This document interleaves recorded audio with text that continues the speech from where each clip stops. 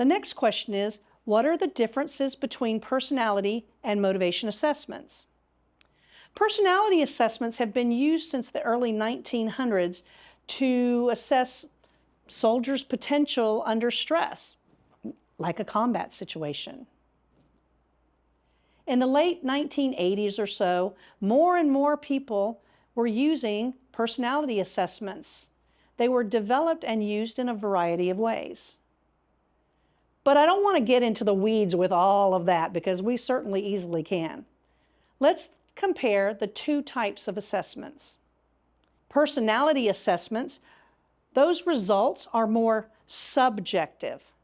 Personality assessments measure the test taker on a bell curve and then compared them to others who've taken the same assessments in order to place them in specifically named categories.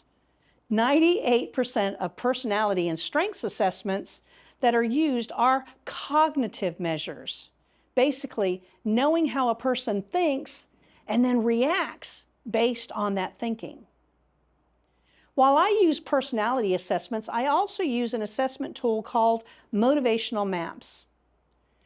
This motivation assessment combines measuring both the cognitive and the affective elements within a person. This affective analysis assesses a person's feelings, values, attitudes, and interests.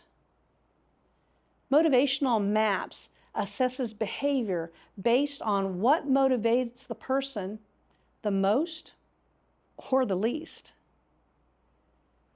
Where does that person prefer to spend their time and energy to be the most productive? Or where are they the least productive?